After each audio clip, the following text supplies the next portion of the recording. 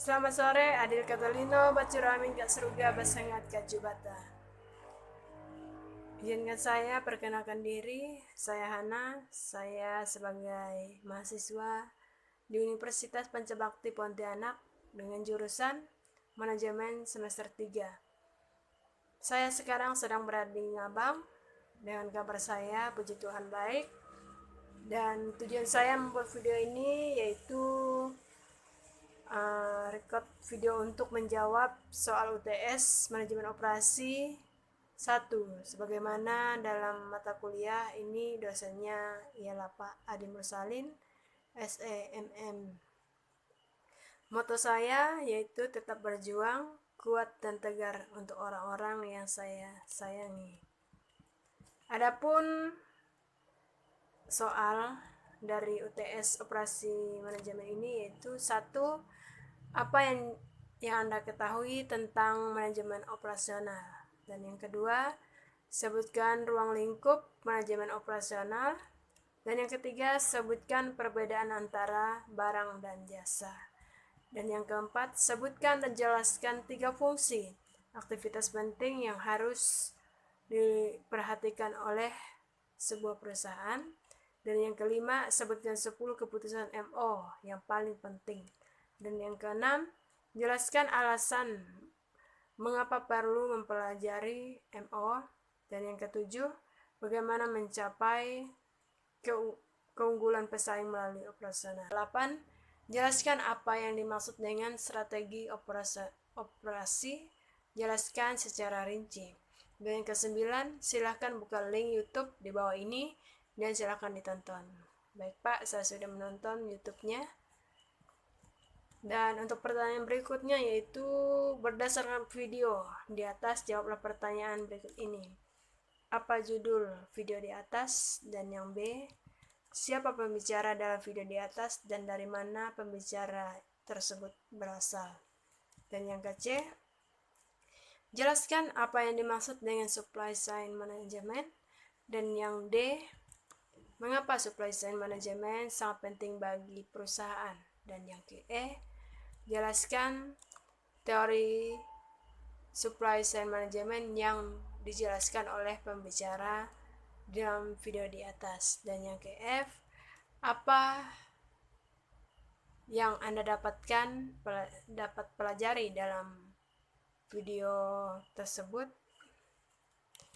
Baik, saya akan menjawab soal nomor 1, yaitu manajemen operasional adalah upaya untuk mencapai tingkat efektivitas dan efisiensi yang maksimum dalam hal penggunaan sumber daya perusahaan. Yang kedua, ruang lingkup manajemen operasional mencakup 3 aspek utama, yaitu 1. Perencanaan sistem produksi, dan yang kedua, sistem pengendalian produksi, dan yang ketiga, sistem informasi produksi. 3. Perbedaan barang dan jasa antara lain. Barang yaitu produk memiliki wujud atau produk dapat dilihat, dijual, atau dikembali, dan produk dapat disimpan, dipegang, produk dapat diangkut, produk dan konsumsi terpisah, penjual dan produk terpisah. Mutu dapat diukur dengan mudah, otomatis mudah, dan produk menghasilkan penerimaan. Jasa yaitu produk tidak memiliki wujud, produk tidak bisa dijual kembali atau sulit untuk dijual kembali. Dan jasa umumnya produk tidak bisa disimpan dan produksi dan konsumsi terjadi secara simultan dan mutu sulit diukur. Kesimpulannya yaitu jasa menghasilkan penerimaan. Jadi perbedaan antara barang dan jasa adalah barang merupakan produk yang dapat dirasakan secara fisik, dapat dimiliki dan dijual kembali. Sedangkan jasa merupakan produk yang tidak dapat dimiliki, melainkan produk didapat secara simultan ketika konsumen melakukan pembelian produk jasa. Lalu jawaban nomor 4 yaitu 3 fungsi aktivitas penting yang harus diperhatikan oleh sebuah perusahaan. Yang pertama yaitu fungsi keuangan. Yaitu fungsi keuangan tersebut berkaitan dengan pencairan sumber dana dan pengelolaan dana untuk kegiatan produksi. Dan yang kedua, fungsi operasi. Yaitu fungsi tersebut berkaitan dengan berbagai aktivitas operasi mulai dari pengadaan bahan buku sampai pada kegiatan produksi. Dan yang ketiga, fungsi pemasaran, yaitu fungsi yang berkaitan dengan bagaimana melakukan kegiatan pemasaran sehingga produk dikenal oleh konsumen. Nomor 5 yaitu 10 keputusan MO yang paling penting, yaitu sebagai berikut. 1. Sebagai perancangan barang dan jasa. Yang kedua, kualitas. Yang ketiga, perancangan proses dan kapasitas. Yang keempat, pemilihan lokasi. Yang kelima, perancangan tata letak. Yang keenam, sumber daya manusia dan rancangan pekerjaan.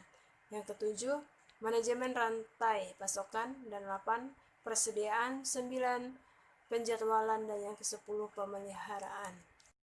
Nomor 6, alasan mengapa perlu mempelajari MO adalah kita mempelajari MO karena kita ingin mengetahui bagaimana barang dan jasa produksi dan juga untuk memahami apa yang dikerjakan oleh manajer operasi. Dengan memahami apa saja yang dilakukan oleh manajer, kita dapat membangun keahlian yang dibutuhkan untuk dapat menjadi seorang manajer seperti itu. Dan yang ketujuh, bagaimana mencapai keunggulan pesaing melalui operasi, yaitu ada 3 cara.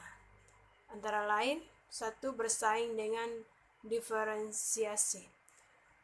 Diferensiasi adalah membedakan penawaran organisasi dalam berbagai cara yang akan dianggap sebagai nilai tambah oleh konsumen.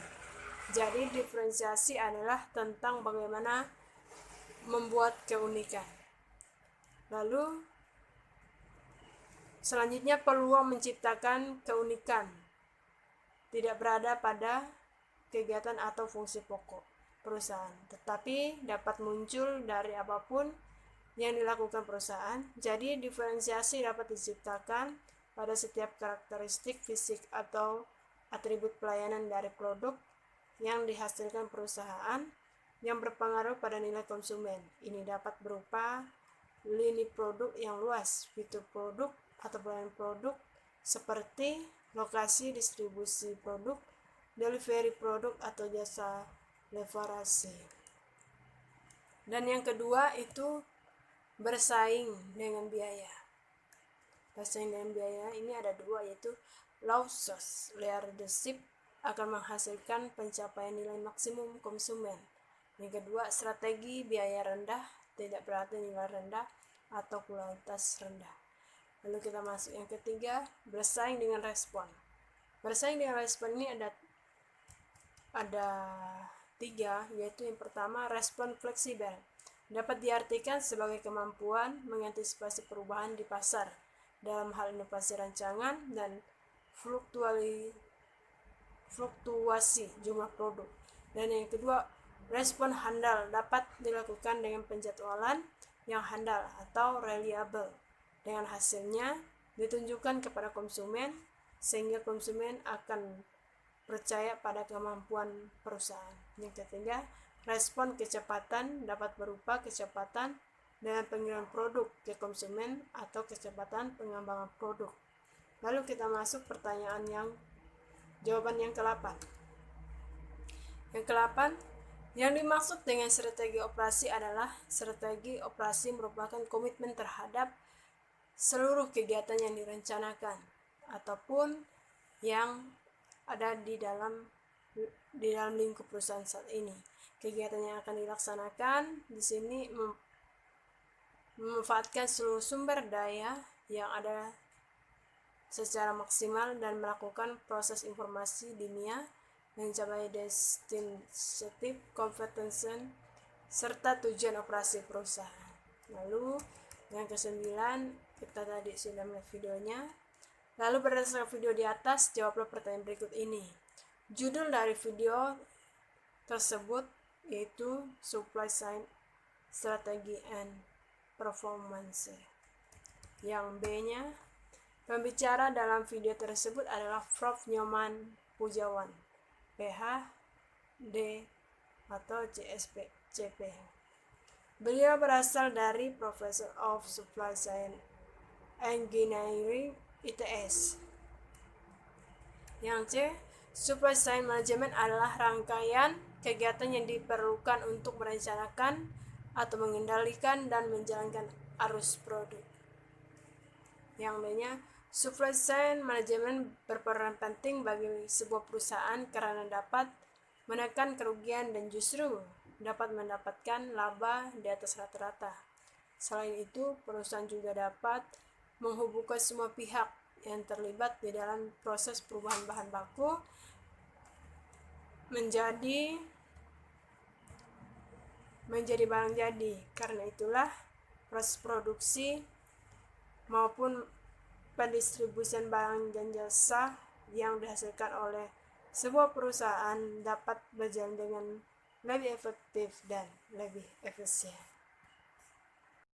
Selanjutnya kita masuk dalam E, yaitu penjelasan teori supply chain management yang dijelaskan oleh pembicara di dalam video di atas, yaitu membahas beberapa aspek dari SCM tersebut, diantaranya antara lain, yaitu dalam video tersebut ada 2 part. Part 1 yaitu menjelaskan tentang pentingnya supply chain strategi, dan yang kedua karakteristik produk, dan yang ketiga pilihan strategi, dan yang keempat decoupling point, dan yang kelima respondemen. Oke, strategi menentukan unggul atau tidaknya perusahaan dalam persaingan. Untuk perusahaan tetap unggul dalam persaingan, perusahaan harus strategi yang lebih baik untuk membuat Anda lebih kompetitif di pasar. Tekanan dari kompetitor baru yang bermunculan setiap saat membuat Anda perlu mempunyai depresiasi atau perlu punya cara untuk tetap eksis di pasar. Variasi produk yang banyak akan menciptakan kesulitan dalam kegiatan produksi, penyimpanan, dan kegiatan distribusi ketika membutuhkan cara yang berbeda untuk mengatasi variasi produk yang semakin tinggi. Yang selanjutnya, tantangan mengelola supply chain yaitu keinginan pelanggan yang sangat cepat berubah, pasokan material yang semakin sulit, persaingan semakin tinggi, variasi produk yang semakin banyak, dan siklus hidup produk semakin pendek. Yang selanjutnya, perusahaan dihadapkan pada berbagai tantangan tersebut, maka perusahaan memerlukan strategi yang tepat dalam mengelola supply chain management. Lalu yang kedua, strategi efisien dan responsif. Yang saya dapatkan dalam video ini yaitu kita bagaimana mengetahui karakteristik produk yang akan kita pasarkan. Lalu bagaimana strategi kita dalam memasarkan produk yang akan kita pasarkan, terlebih strategi-strategi yang tepat sasaran.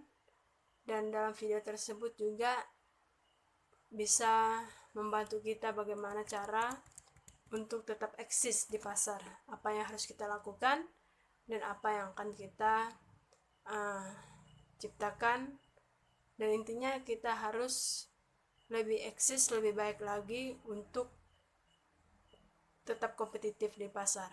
Dan mungkin ini saja yang dapat saya sampaikan untuk kita semua. Atas perhatiannya saya ucapkan terima kasih. Selamat sore. Adil Katalino Bajuramin Kasaruga Besangat Kejubata, dan selamat sore. Terima kasih.